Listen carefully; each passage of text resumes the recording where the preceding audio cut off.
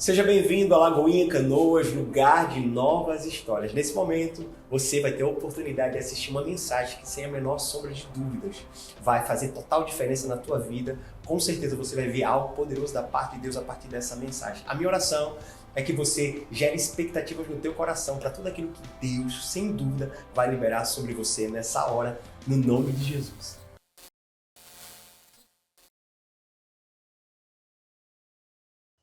Essa apresentação tem que ser oficial em todas as igrejas, né, irmão? Eu oro para que um dia você estará aqui e será apresentado assim também, amém? Glória a Deus! Quem está animado? Vocês são extasiantes, é maravilhosa essa igreja, é poderosa, é Deus, é maravilhoso. Glória a Deus, glória a Deus, glória a Deus. Eu creio que é só o começo daquilo que o Senhor quer fazer nesses dias. Mas a glória de Deus, a presença de Deus já é tão real nesse lugar. Quero te convidar a levantar sua Bíblia bem alto, pode estar no celular, no tablet, no papel. E vamos dizer juntos assim: esta é a minha Bíblia, eu sou o que ela diz que eu sou. Eu tenho o que ela diz que eu tenho, e eu posso o que ela diz que eu posso, no nome de Jesus, amém. Senhor, tua palavra é única, poderosa, inerrante, infalível. Ela é suficiente para mudar a nossa história. Por ela nós somos sarados, curados, libertos, salvos, cheios da tua presença. Conhecemos o teu propósito para a nossa história. Ao expor a tua palavra, a ler a tua palavra, eu sei, ó Deus, que como semente ela vai cair em boa terra essa noite, ela vai produzir fruto, e os frutos permanecerão, para que a nossa vida seja a cada dia um lugar de honrar o Senhor em tudo, em nome de Jesus, amém. Amém? Glória a Deus, eu estou muito feliz, amo os pastores de vocês, posso dizer que são como filhos para mim, né? Já estou ficando mais na caminhada, e amo vocês, e tenho visto o que Deus tem feito aqui, é maravilhoso, e eu oro para que o Senhor faça ainda mais, derrame mais, derrame mais, derrame mais, amém. Eu te encorajo a orar pelo pastor Sinésio, pela pastora Eliane, por toda a equipe pastoral dessa igreja. E eu sei, tenho visto que o coração deles é um coração que ama Jesus. Quero conversar com vocês hoje sobre, o tema da mensagem é recomeço. Glória a Deus. Tempo de recomeço, tempo de reconstrução, tempo de festa para nós. Celebração é festa, nós estamos aqui em festa para celebrar, para nos alegrar. 5 anos de histórias maravilhosas, 5 anos de festa. Mas eu quero compartilhar alguns propósitos do porquê nós temos 5 anos, por que nós existimos como igreja, o que Deus quer de mim, o que Deus quer de você, quais os passos para a gente viver o sobrenatural de Deus, alcançar aquilo que é o propósito dele para a nossa vida, para nos mover, para nos levantar, para nos incendiar. E por onde começa? Eu queria que você abrisse a sua Bíblia no segundo livro de Crônicas, capítulo 36, e nós vamos ler um pouco a Bíblia. Então se prepare aí, deixe sua Bíblia ligada, a Bíblia aberta.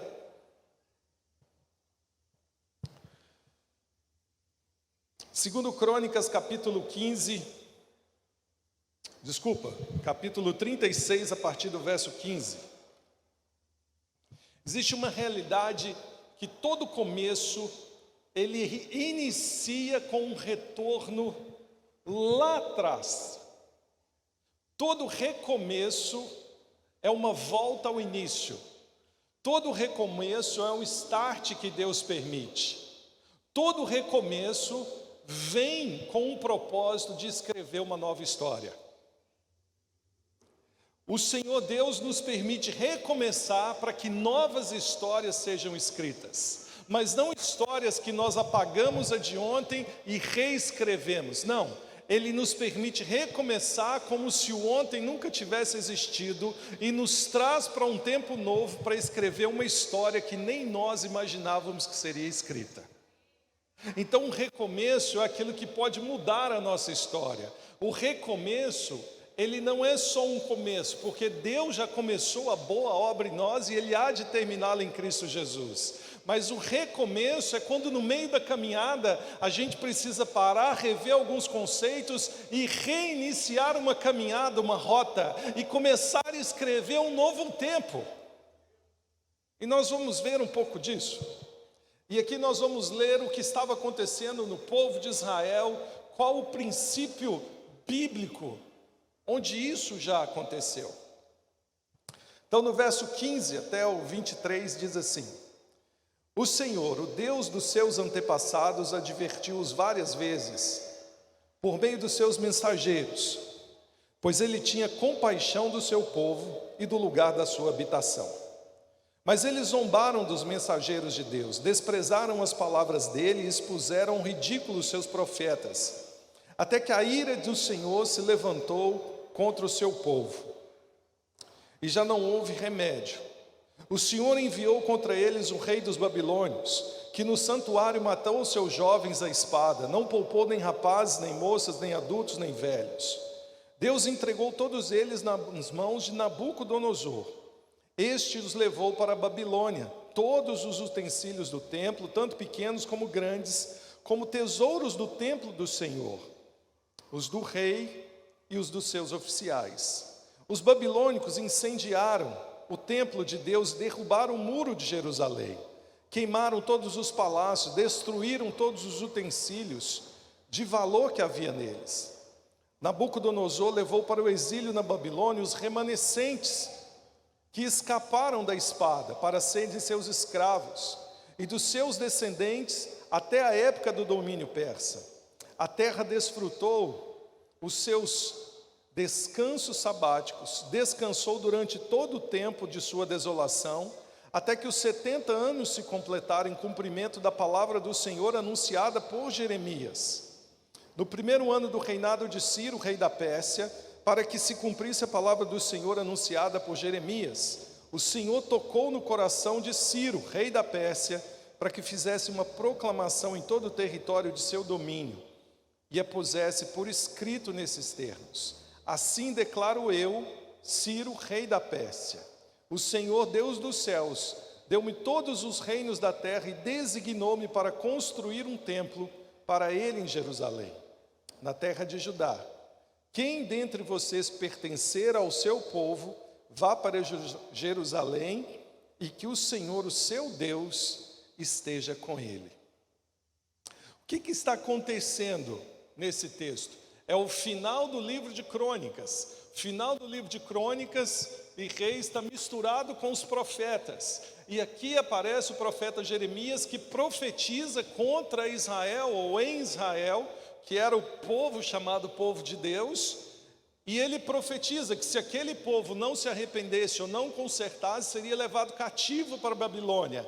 O povo então é cativo e levado como escravo para a Babilônia. Lá na Babilônia a gente tem um conhecido que é Daniel, mas também Sadraque, Mesaque, Abidnego, na fornalha de fogo ardente. Então a história acontece na Babilônia, mas chega um momento que Deus fala: agora é o tempo de vocês voltarem para a terra. Só que quem vivia na terra, como nós, temos as nossas coisas. Eles tinham o templo, tinham as suas cidades, dividida em 12 tribos, reino do sul, reino do norte, e o povo vivia naquele lugar. E eles são levados embora, e as suas cidades se tornam ruínas. E aí vai acontecer um princípio pós o exílio babilônico, pós Daniel, que é o retorno para reconstruir essa cidade. Então vem Neemias, que reconstrói os muros de Jerusalém, as portas que foram queimadas. Mas antes de Neemias reconstruir, nós temos o livro de Esdras, que era um livro só na época.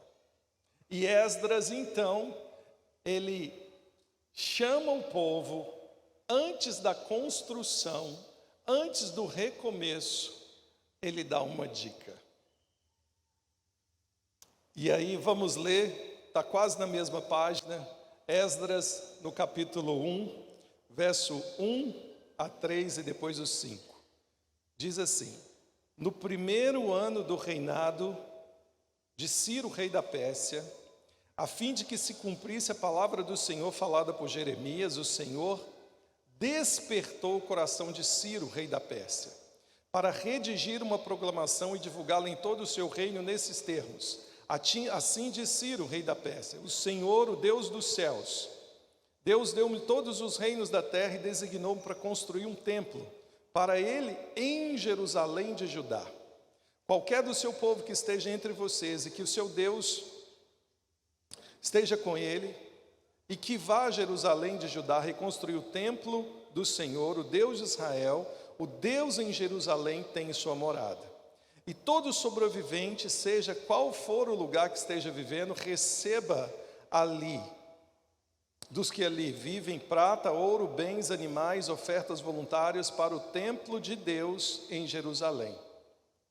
Verso 5: então os líderes das famílias de Judá e de Benjamim, como também os sacerdotes e os levitas, todos aqueles cujo coração Deus despertou, dispuseram a ir em Jerusalém e a construir o templo.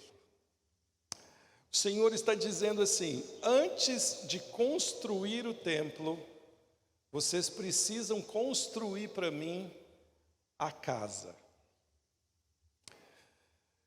E lá no livro do profeta Ageu, que é contemporâneo desse texto, Ageu profetiza nesse tempo, e Ageu vai usar um termo assim: casa de Deus, casa dos homens. E ele diz: acaso vocês esqueceram da casa de Deus e vivem agora só na casa dos homens? Ageu está dizendo: vocês não se importam com as ruínas que estão à casa de Deus, ou o templo onde existia, mas se preocupam só com os seus fins e esqueceram da honra que vocês têm a Deus. E o recomeço para nós, ele vai exigir duas coisas. Todos nós, antes de reconstruir uma história, ou recomeçar a escrever uma história, nós precisamos cuidar da casa de Deus, mas cuidar do altar de Deus. O altar começou a ser restaurado nesse lugar. Trazendo para o nosso contexto hoje de Novo Testamento, Hebreus vai dizer que as coisas do passado, lá em Hebreus 8, vão dizer que as coisas do Antigo Testamento eram sombra do Novo. Nós não vamos reconstruir o templo ou o altar para oferecer um sacrifício, mas diz que é sombra daquilo que foi. Em 1 Timóteo vai dizer sobre a casa de Deus, 1 Timóteo 3,15. E em 1 Coríntios 6,19, se você abrir a sua Bíblia, Paulo vai dizer que nós agora somos o templo do Espírito Santo. O que Esdras está dizendo para esse povo se você virar a sua página aí, ele chama os sacerdotes, e no capítulo 3, no verso 2 e 3, diz assim: então Jesua, filho de Josadaque, e seus colegas Zorobabel e Saltiel, seus companheiros, começaram a construir o altar do Deus de Israel, para nele sacrificarem holocaustos, conforme estava escrito na lei de Moisés. Apesar do receio que tinham dos povos ao redor, construíram um altar sobre a base e nele sacrificaram holocaustos ao Senhor, tanto os sacrifícios da manhã como da noite. O que era o altar? O templo estava em ruína, a história estava arruinada, era preciso reconstruir. o Senhor Deus dá uma direção da seguinte forma: antes de você reconstruir, antes de você mexer nas paredes, reconstruir os muros e as portas, antes de nós mexermos na nossa vida, na nossa história, talvez reconstruir alguma coisa, o Senhor diz: reconstrua primeiro o altar. Não adiantava reconstruir as portas. Por isso que Esdras vem antes de Neemias. Não adianta nós reconstruirmos externamente, pagamos as contas, mudamos de casa, conquistamos coisas novas, ganhamos uma casa de presente, amém? Você recebe? Eu recebo. Você ganha um carro de presente, você ganha coisas de presente, e você fala: agora minha vida mudou, eu vou escrever uma nova história.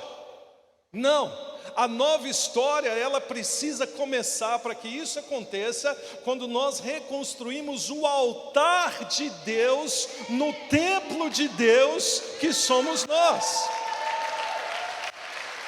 Glória a Deus.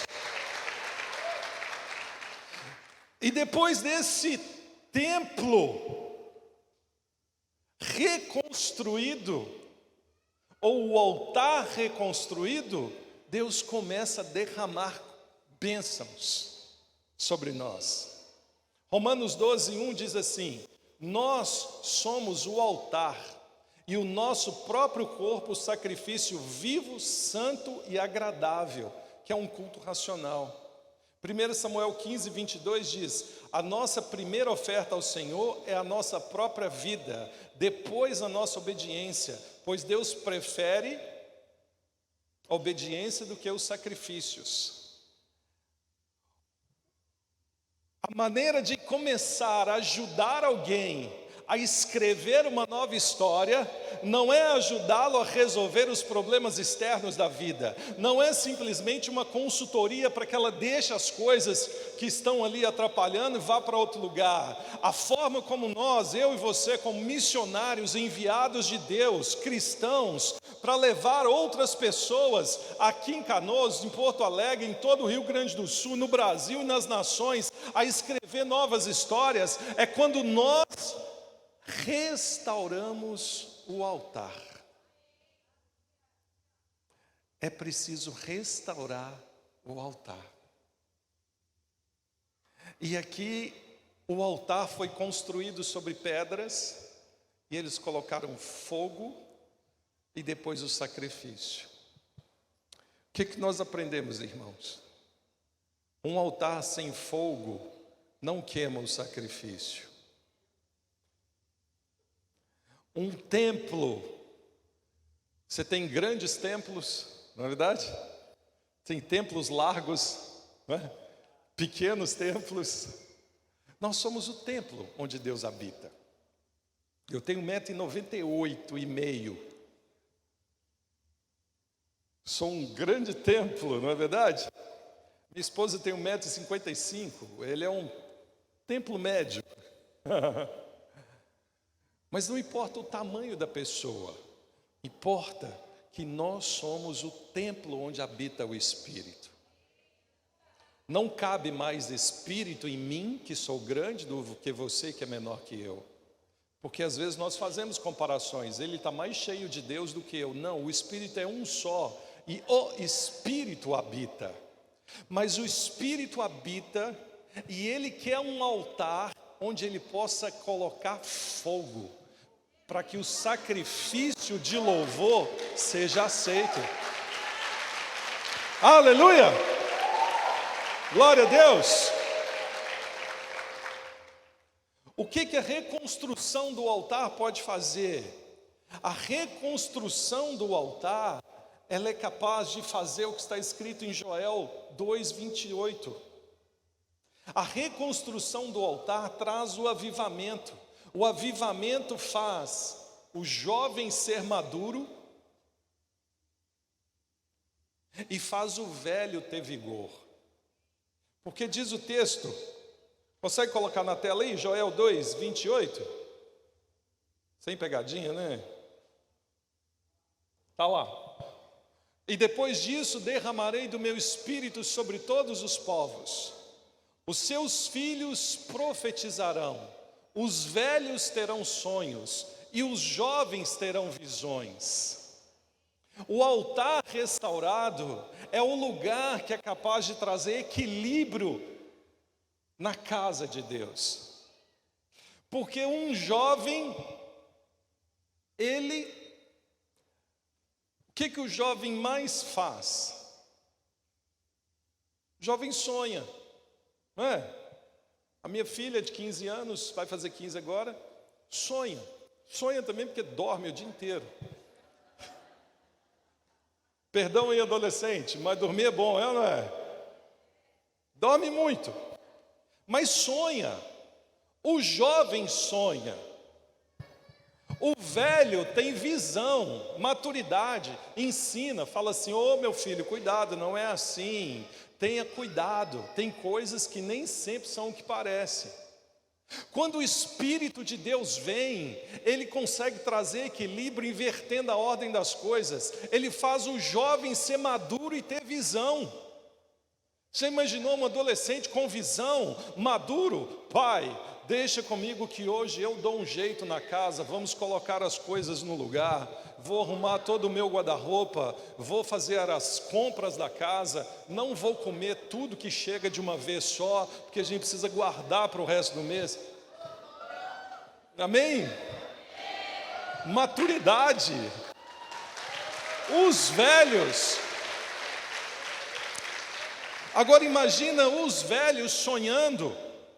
Os velhos no sentido não é pejorativo, mas os anciãos, os velhos, os idosos, começando a sonhar. Imagina, chega os velhos, 50, a partir da terceira idade, 60 anos, como diz a regra, e chega para o Sinésio e fala: pastor, vamos fazer o culto do neon toda semana, pastor, nós vamos incendiar esse lugar. E você consegue imaginar, no avivamento, pessoas ali na porta, recebendo no voluntariado, com 90, 80, 85, 95, 100 anos, dizendo assim: vem, vem, vem.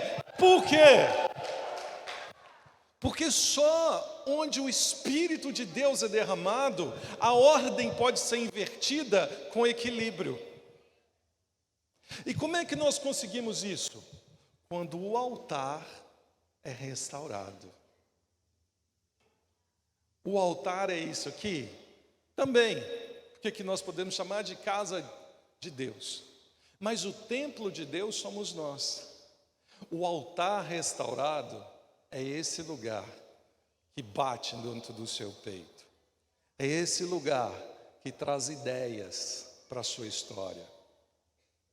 É esse lugar que, se o fogo vier, o sacrifício de louvor vai ser aceito e vai ser possível recomeçar para escrever novas histórias. Mas não só escrever. A proposta de Deus para nós é ajudar outros a escrever também uma nova história. O seu altar precisa queimar. O seu altar precisa pegar fogo. Então, para escrever novas histórias, tem alguns princípios. E eu quero ler com você rapidinho. Primeiro, tem que ser povo de Deus para edificar o altar. Não adianta, o ímpio não edifica o altar. Quem edifica o altar é o povo de Deus. Quem edifica o seu altar é alguém que é de Deus. Quem edifica o seu altar é você com Deus. Mas quem traz outras pessoas para reconhecer que elas são um altar de Deus é você. Tem que ser povo de Deus. Esdras capítulo 1, verso 5 diz assim: então se levantaram os cabeças da família de Benjamim, os sacerdotes, os levitas, com todos aqueles cujo espírito Deus despertou, para subir e edificar a casa do Senhor, qual está em Jerusalém. Embora Ciro, que não era desse povo, tenha dado a ordem, só o povo de Deus pode fazer. Lagoinha Canoas, só uma ovelha pode gerar outra ovelha. Só um discípulo pode fazer um outro discípulo. E por isso você precisa deixar o seu altar queimar, para que você se torne um discípulo, o sacrifício vivo seja aceito, porque você não vai ficar sozinho, mas você vai gerar discípulos, gerar ovelhas, gerar novas histórias, não para a igreja, mas para o Senhor, porque o seu altar vai queimar continuamente e não vai se apagar. Glória a Deus! Aleluia! Segundo, existe um custo, tem um preço para a edificação. Em Esdras, de 68, do capítulo 2, dos 68 até os 70, diz assim: quando chegaram no templo do Senhor em Jerusalém, alguns dos chefes da família deram ofertas voluntárias para a reconstrução do templo no seu antigo local. De acordo com as suas possibilidades, deram à tesouraria para essa obra 500 quilos de ouro, 3 toneladas de prata e 100 vestes sacerdotais. Vestes sacerdotais, a gente lê esse aqui, sapato feminino, que dá para fazer um bom bazar, não é?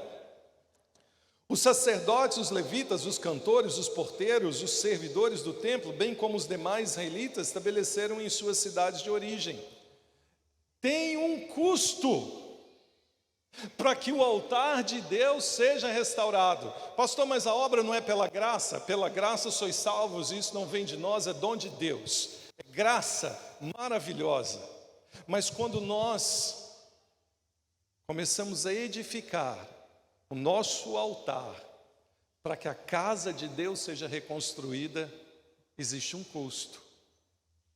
Não é só um custo de ouro, prata, coisas materiais. Existe um culto, como o pastor Eliane disse aqui, uma renúncia, uma entrega. Não sei que hora você chegou aqui, mas eu vi voluntários que chegaram aqui cedo. Você está oferecendo sacrifícios de louvor para um Deus que pode fazer o seu altar queimar, para que esse sacrifício seja aceito. Só que dentro do propósito de Deus, na festa de 5 anos, não é só para uns, é para todos. Você é um convicto, vocacionado de Deus, mas o seu altar talvez nessa noite vai voltar a queimar, porque é uma necessidade para você oferecer sacrifícios de louvor, ajudando a casa de Deus a construir novas histórias. O custo, glória a Deus.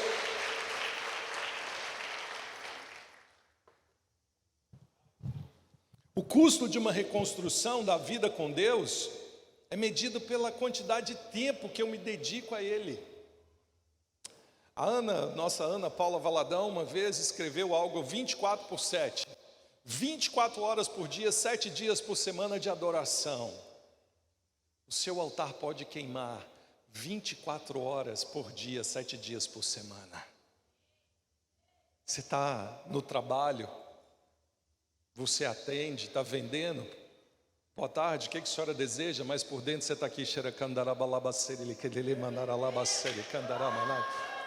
Você é um médico, você está na cirurgia. Olha, corta aqui. E médico é estranho, né? Eu fui assistir o parto da minha filha e o médico falou assim: senta ele. Na hora que eu vi o iodo, eu fiquei tonto, ia desmaiar. E aí disse: senta ele. E aí eu fiquei muito tenso. E o médico começou cortando a minha esposa, foi cesariana, e dizendo assim: nossa, você viu a moto que o fulano comprou? E ele falou: vi e tal, mas a gente vai fazer um passeio. E eu falei: doutor, concentra. Da mesma forma que alguns, às vezes, fazendo o trabalho, estão falando de outras coisas, nós que somos o altar de Deus, brasa viva, no dia a dia da nossa história, você está em casa, preparando o almoço para a sua família, você está no trabalho, você está onde for, onde quer que esteja, você está ali falando, qual que é a minha tarefa do dia? É essa, mas por dentro você está assim, Deus maravilhoso, eu te glorifico nesse dia, o Senhor é comigo, nada vai me abalar, não é uma derrota de um time que vai me tirar a alegria, porque o Senhor é comigo, o Senhor é minha força, o Senhor é minha salvação, o Senhor é a beleza, o Senhor é minha história. Você é perseguido no trabalho, você diz, bem-aventurado aqueles que são perseguidos por causa do seu nome. Eu vou dar testemunho aqui, Senhor, e uma nova história vai acontecer nesse lugar. O seu altar aqui dentro precisa pegar fogo, porque aí a obra aqui fora acontece.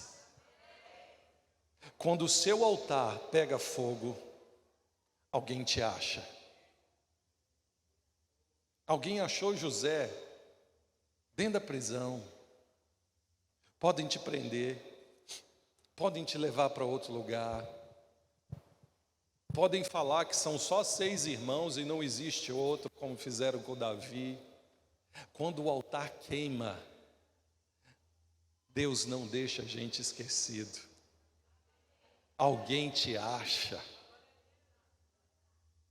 O pastor diz, eu passei, eu vi um irmão lá na ponta, lá no estacionamento, e Deus me mostrou ele. É o altar que está queimando. O altar não precisa ser mostrado. Quando o altar pega fogo, a brasa ilumina onde você estiver. Glória a Deus! Amém! Eita glória! Outra coisa, terceiro, é necessário alegria. E aqui é uma igreja alegre. Vocês são alegres. Nada contra a minha Curitiba, mas não sei se você conhece bem Curitiba, e Curitiba tem um desafio cultural. O povo não é muito de ficar sorrindo assim, e eu chego e falo, bom dia!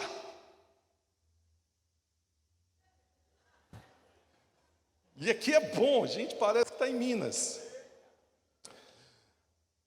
É necessário alegria. Esdras 3:10 diz assim, quando os edificadores lançaram os alicerces no templo do Senhor, apresentaram os sacerdotes com suas vestes e as suas trombetas, e os levitas, filhos de Asaf, com símbolo, tomaram seus lugares para louvar ao Senhor, conforme está escrito pelo rei Davi. Com louvor, ação de graças, cantaram responsivamente ao Senhor.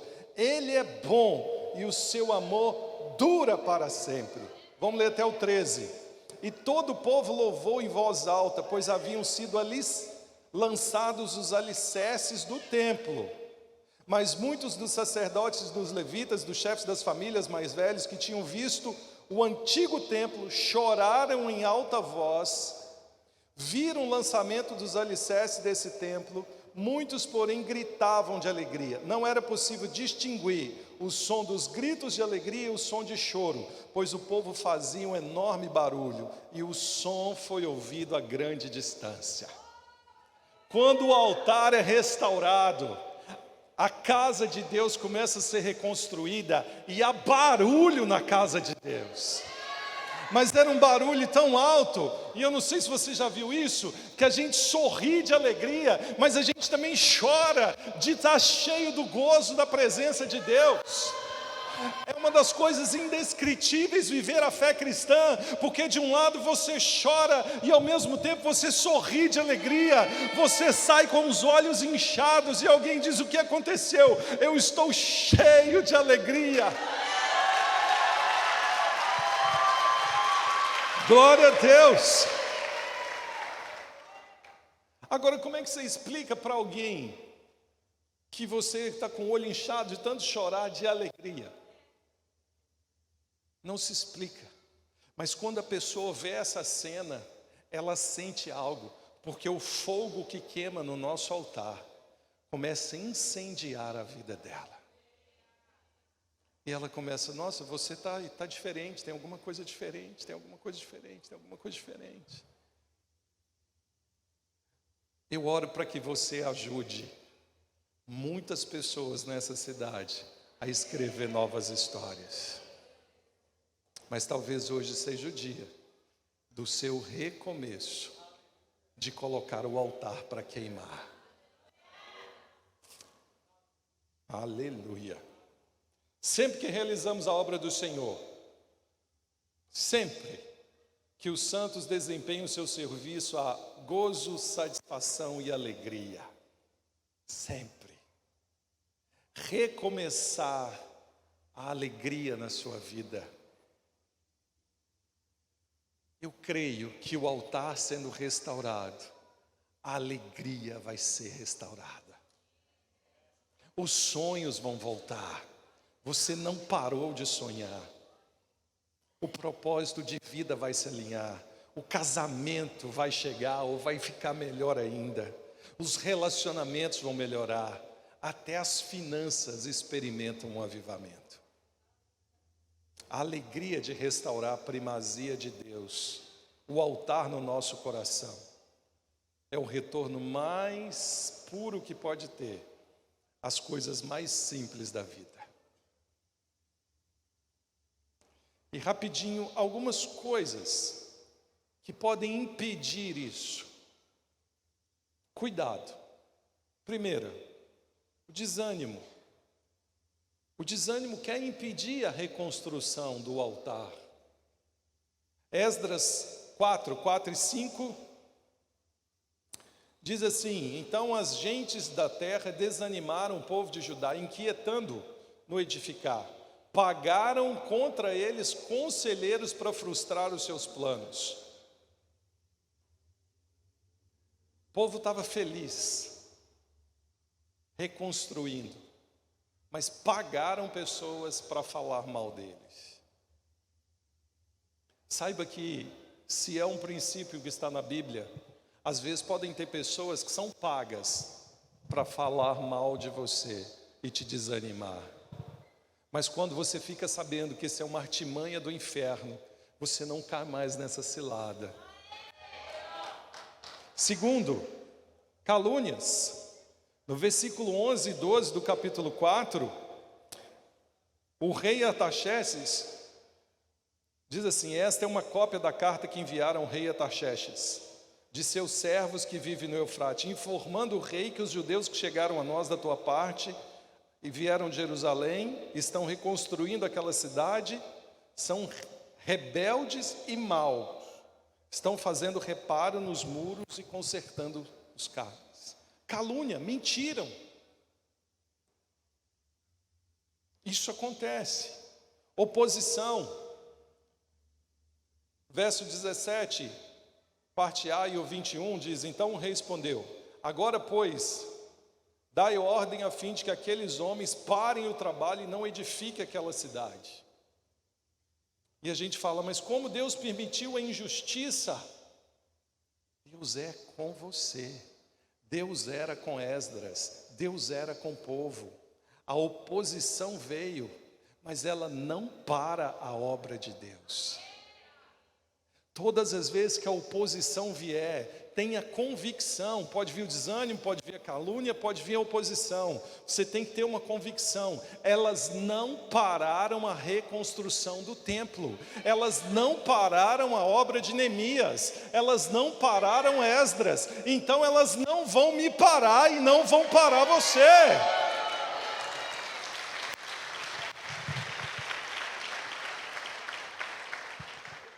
É uma guerra espiritual.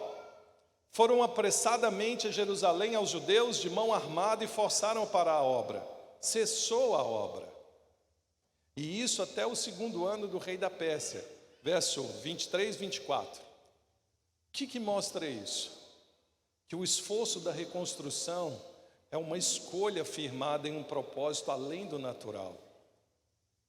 Só assim a gente pode vencer as dificuldades e recomeçar escrevendo uma nova história. A gente sai da inércia, a gente sai daquele lugar que a gente está parado, a gente sai do comodismo, nós avançamos sem medo e não retrocedemos, porque o nosso altar começa a queimar. E pastor, como é que eu coloco o meu altar para queimar? Eita glória! Você precisa ter convicção. Quando ele diz, colocou pedras, colocou a lenha e ofereceu o sacrifício. Paulo diz que nós somos o sacrifício santo, nós somos o sacerdócio santo, povo escolhido, uma nação eleita. Quando nós compreendemos que nós somos filhos e temos um Pai que nos ama, nós começamos a compreender que existe um altar aqui dentro de nós que precisa se dobrar diante do Rei da Glória. É hora de tirar os conceitos errados do coração. Você não merece, não é para você, você já sofreu demais, não faça isso de novo, você vai confiar em pastor de novo, igreja tudo igual. Isso são como se fosse água jogando na lenha para apagar o fogo. Mas se Elias mandou jogar água na lenha e disse, venha fogo do céu, e o fogo consumiu a água e a lenha, não importam essas palavras, o poder de Deus é maior para queimar esses sofismas na minha história e na sua história, e reacender a chama que precisa arder aqui no altar de Deus. Tudo coopera para o meu bem. Em Esdras, depois você lê em casa o livro de Esdras, de 6 a 9, diz que sempre temos uma lição para aprender. Toda batalha pode ensinar uma lição, toda luta pode proporcionar um aprendizado, todo ataque pode ser paralisado no poder do nome de Jesus. Então, encerrando. O Senhor disse para Esdras, ou Deus deu uma missão, reconstrua o templo, mas antes de reconstruir a minha casa, reconstrua o meu altar, que são vocês. As duas coisas andam juntas. Esse lugar, podemos chamar de casa de Deus, ele é movido pelos altares de Deus que se reúnem para queimar sacrifícios agradáveis de louvor a Deus. Então você imagina que hoje, uma grande fogueira, o céu em festa, vários altares celebrando juntos e se prostrando diante de um Deus que pode mudar a história. E aí ele ajuda a escrever uma nova história. Então esse é o seu ano. É um ano do recomeço.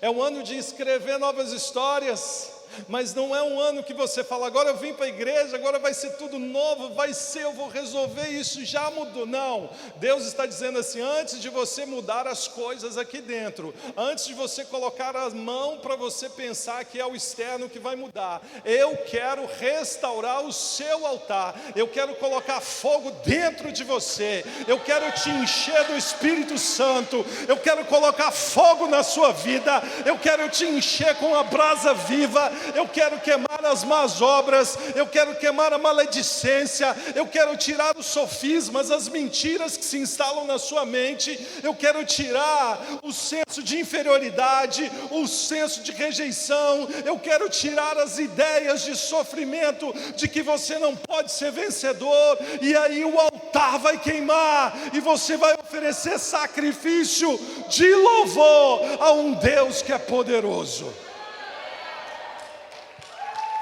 Glória a Deus.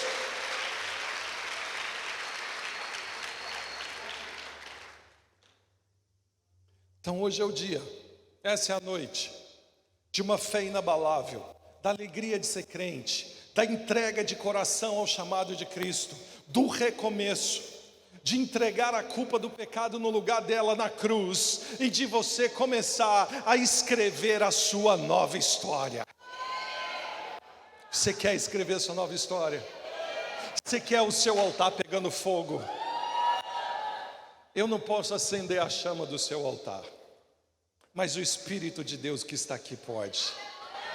E Ele quer. E basta só um convite. Então eu quero convidar você a ficar de pé. Se vocês quiserem tocar lá alguma coisa. E eu quero convidar você a acender esse altar. Às vezes é difícil acender o fogo, demora. Pensa no trabalho que dá, às vezes acender uma churrasqueira, você sopra, mas eu sei que o Espírito de Deus pode facilitar as coisas e jogar um acendedor aí dentro. O Espírito de Deus não quer que você vá embora sem o seu altar estar limpo. Ora balacere que telemanara maserelebas. Eu creio, eu vejo o Senhor tirando peso, fardos de culpa, decepções.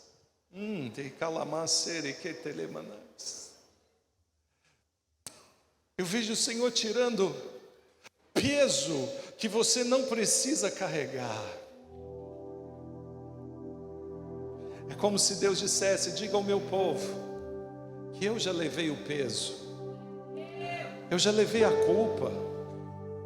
Porque você carrega a culpa achando que o que você fez ontem é que está gerando a sua vida hoje? Não, Deus quer mudar a história, Deus quer te ajudar a recomeçar a escrever a nova história. A culpa já está na cruz. Senhor, começa a quebrar as cadeias, as correntes.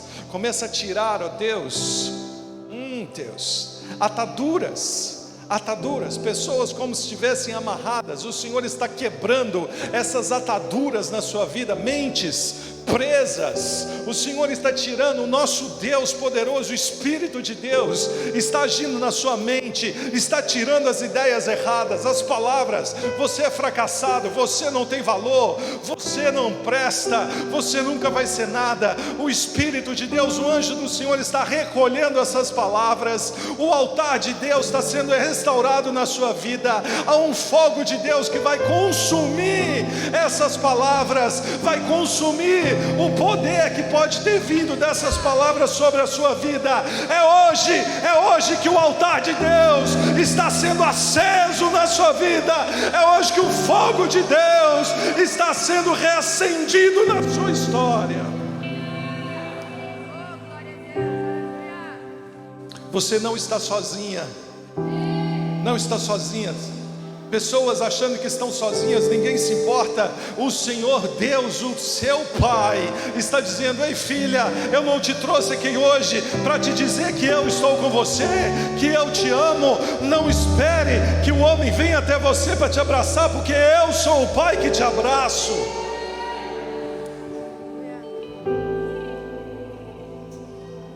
Pessoas que disseram: nunca mais eu sirvo na igreja. O Espírito de Deus vai reacender a chama do altar. Você tem muito sacrifício ainda para oferecer.